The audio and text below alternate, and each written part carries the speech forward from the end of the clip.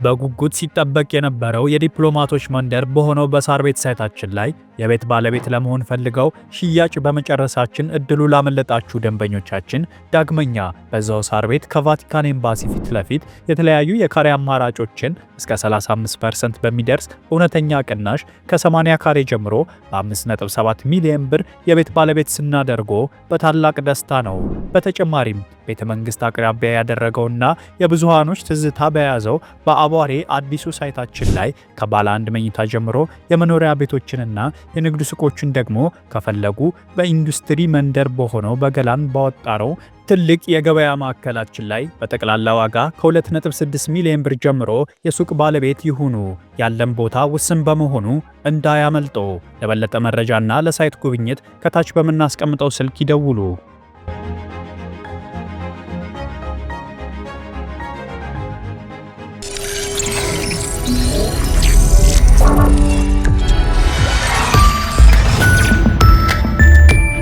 ይህ አዋዜ ነው። የዕለቱን ዋና ዋና ጉዳዮች እንመለከታለን። በላይ በቀለ ነኝ። በኢትዮጵያ ያለው የሙስና ሁኔታ ከጎረቤት ሀገሮች የተሻለ ደረጃ እንደሚገኝ ተነገረ። የሀገራትን የሙስና ደረጃ ይፋ የሚያደርገው ትራንስፓረንሲ ኢንተርናሽናል የ2025 ሪፖርቱን ዛሬ ማምሻውን ሲያስነብብ ኢትዮጵያን ከ182 ሀገሮች 96ኛ ደረጃ ላይ አስቀምጧል። ኢትዮጵያም የተሰጣት ነጥብ ከ138 ሲሆን ይህም ከኬንያም ከኤርትራና ከሱዳን የተሻለች አድርጓታል።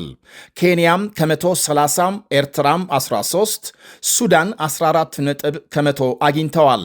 ሶማሊያና ደቡብ ሱዳን ከ109 ነጥብ በማግኘት ከ182 ሀገራት የመጨረሻ መስመር ላይ ተቀምጠዋል። መመዘኛው በአንድ ሀገር ውስጥ የተከናወነውን የሙስና መጠን አያሳይም ብሏል ቢቢሲ በዘገባው። ከመቶ ከግማሽ በላይ ነጥብ የሚያስመዘግቡ ሀገራት በጥሩ ሁኔታ ላይ የሚገኙ መሆናቸው ተመልክቷል። ኢትዮጵያም ከበርካታ ሀገሮች አንጻር የተሻለ የሙስና ደረጃ ላይ እንደምትገኝና ካለፈው ዓመት በአንድ እርከን መሻሻል አሳይታለች ብሏል። እንደ አፍሪካ ከታየ ግን ከ49 የአፍሪካ ሀገራት ከ50 በላይ ነጥብ ያገኙት 4 ሀገሮች ብቻ ናቸው። ሲሸልስ 68፣ ኬፕ ቬርዴ 62፣ ቦትስዋናና ሩዋንዳ 58 ነጥብ በማግኘት አድናቆት አትርፈዋል። ኬንያ ዜጎቼን በዩክሬን ጦርነት እየማገደች ነው ስትል ሩሲያን በይፋ መወንጀሏ ተሰማም።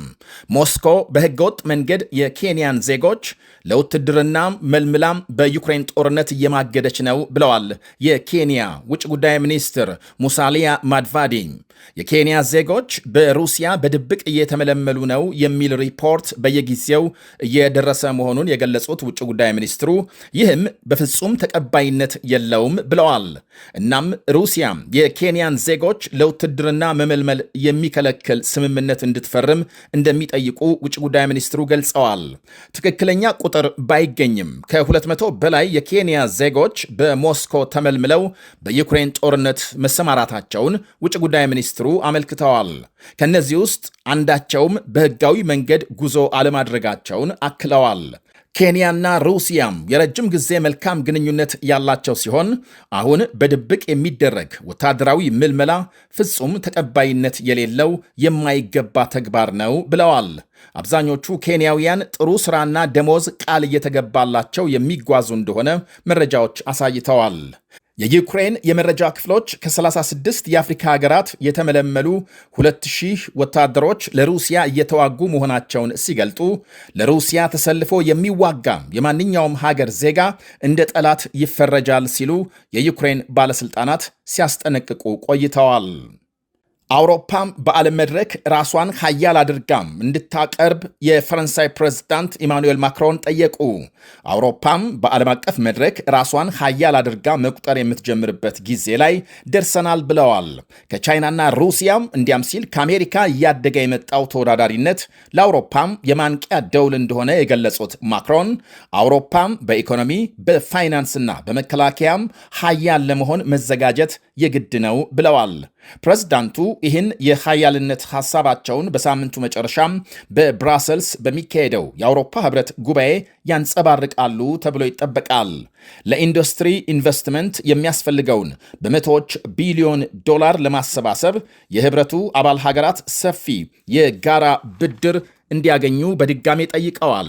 በዓለም የፋይናንስ ገበያዎች የጋራ የአውሮፓ ብድር ጥያቄ እያደገ መሆኑን የዓለም ገበያም ከዶላር በተጨማሪ ሌሎች አማራጮች እንደሚፈልግም ጠቅሰዋል።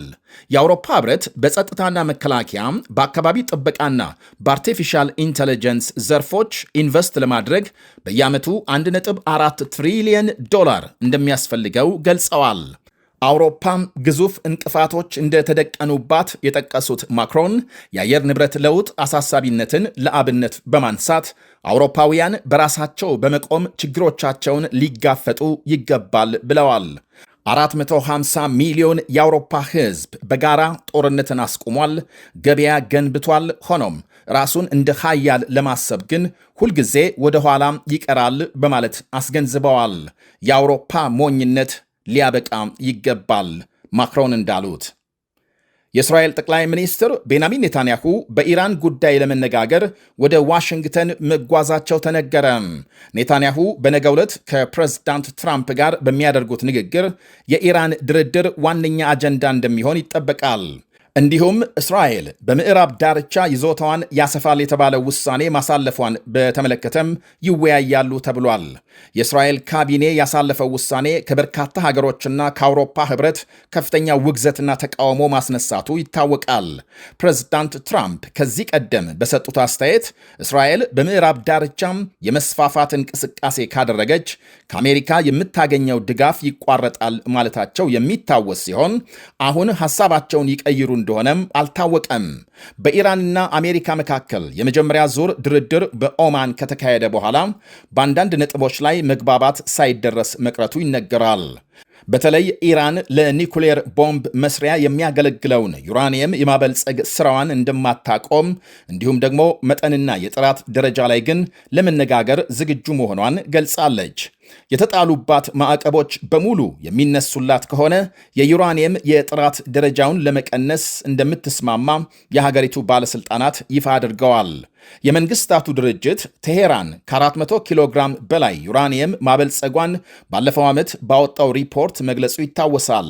እስከ 60 በመቶ የጥራት ደረጃ እንዳለው 90 በመቶ ጥራት ደረጃ ሲደርስ ለጦር መሳሪያ ምርት ዝግጁ እንደሚሆን ሲነገር የኢራንን የበለጸገ ዩራኒየም ወደ ሌላ ሀገር የማዘዋወር ሐሳብ በድርድሩ ስለመነሳቱ የታወቀ የለም።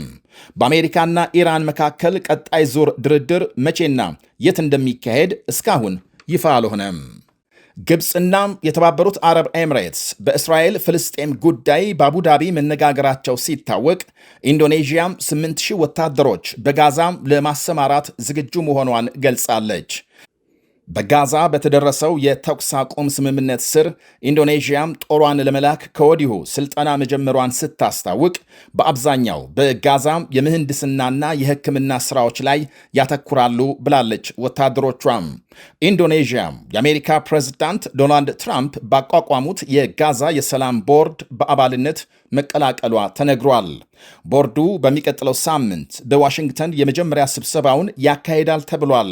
የግብፅና የተባበሩት አረብ ኤሚሬትስ መሪዎች በአቡዳቢ በጋዛ ቀውስ ላይ አተኩረው መነጋገራቸው ታውቋል። በሌላ በኩል ይህ አዋዜ ነው። በጉጉት ሲጠበቅ የነበረው የዲፕሎማቶች መንደር በሆነው በሳር ቤት ሳይታችን ላይ የቤት ባለቤት ለመሆን ፈልገው ሽያጭ በመጨረሳችን እድሉ ላመለጣችሁ ደንበኞቻችን ዳግመኛ በዛው ሳር ቤት ከቫቲካን ኤምባሲ ፊት ለፊት የተለያዩ የካሬ አማራጮችን እስከ 35% በሚደርስ እውነተኛ ቅናሽ ከ80 ካሬ ጀምሮ በ5.7 ሚሊዮን ብር የቤት ባለቤት ስናደርጎ በታላቅ ደስታ ነው። በተጨማሪም ቤተ መንግስት አቅራቢያ ያደረገውና የብዙሃኖች ትዝታ በያዘው በአቧሬ አዲሱ ሳይታችን ላይ ከባለ አንድ መኝታ ጀምሮ የመኖሪያ ቤቶችንና የንግድ ሱቆችን ደግሞ ከፈለጉ በኢንዱስትሪ መንደር በሆነው በገላን ባወጣረው ትልቅ የገበያ ማዕከላችን ላይ በጠቅላላ ዋጋ ከ2.6 ሚሊዮን ብር ጀምሮ የሱቅ ባለቤት ይሁኑ። ያለን ቦታ ውስን በመሆኑ እንዳያመልጦ። ለበለጠ መረጃና ለሳይት ጉብኝት ከታች በምናስቀምጠው ስልክ ይደውሉ።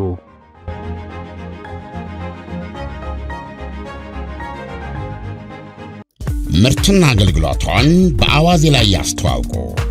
ለጥራች እንታመናለን። በስልክ ቁጥሮቻችን ይደውሉልን። አዋዜ ዓለምነህ ዋሴ ዜና